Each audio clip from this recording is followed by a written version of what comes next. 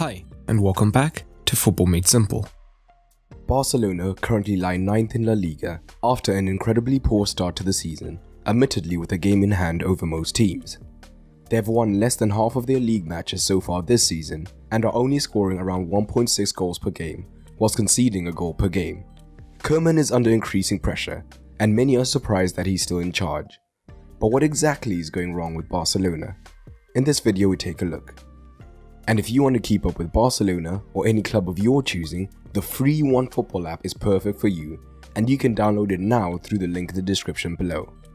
All you have to do is type in the league, team or player of your choosing, hit follow, and you get the latest news, stats, match and formation updates straight to your phone.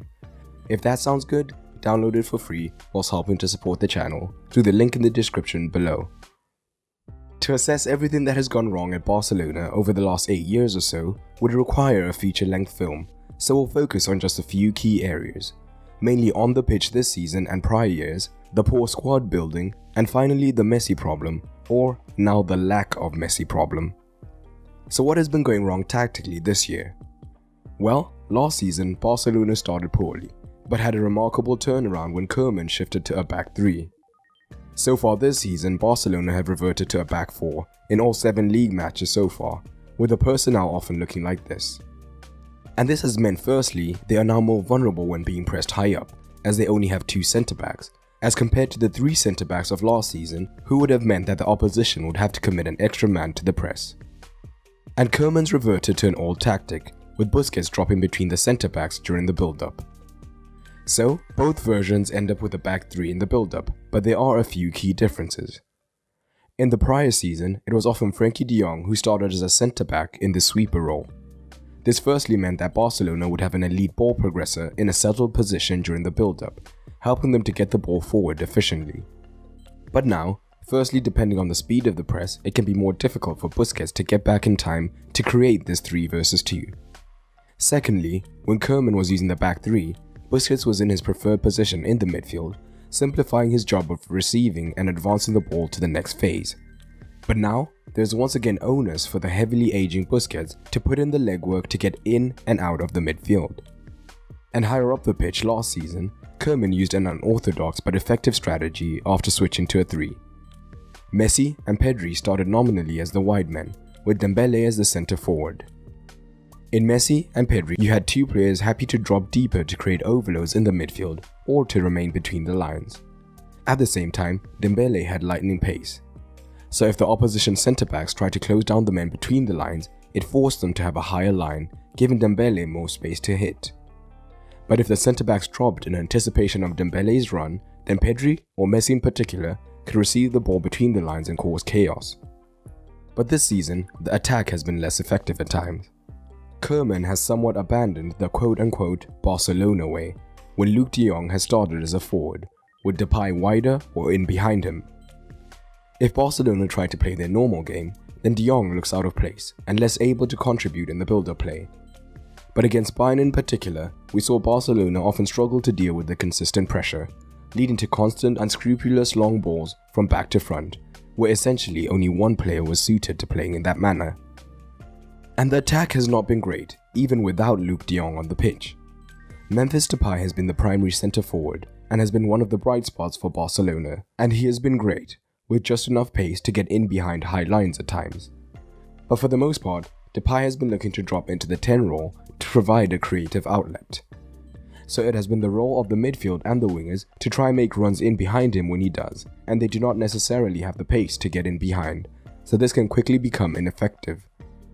The lack of provision of threat from out wide has also greatly hampered Barcelona, and one of the main reasons is that Jordi Alba has been injured for part of the campaign. It is again a sign of poor squad building that a single injury to a left back has crippled the attack. A fully fit Alba last season was able to dominate the entire left flank, allowing several attackers to drift central. Not only was this an easy outlet, it also meant that the highly offensive Dest on the right hand side consistently had room to attack with his strong foot. But with no Alba, Dest has been moved from his preferred right back position to left back instead, with Mengaitha coming in at right back. So suddenly, the width is coming from a right back playing on his opposite flank and a hybrid right back centre back who isn't the most offensively gifted. But there is one glaring factor leading to Barcelona not being at their best. Lionel Messi disguised everything wrong with Barcelona, were Koeman's words in a recent press conference. And that is an understatement.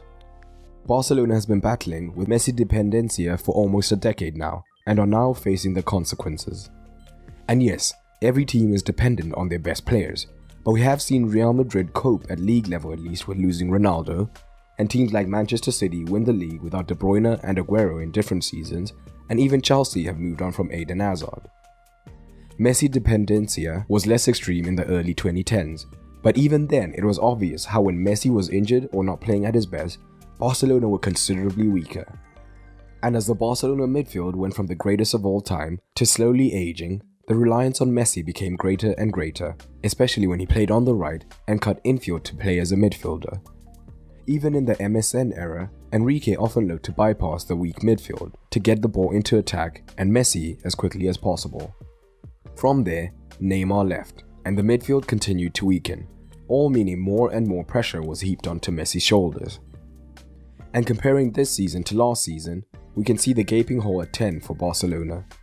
Last season, Messi dominated that region in particular, and could often draw men to free Alba out wide, who he had an incredible relationship with. This season, if using a flat 3 in midfield, there is no 10, and it is one of the reasons Memphis has to drop to become the 10. Pedri and De Jong are both great midfielders, but their strong suits are at progressing the ball and keeping possession, rather than creating chances.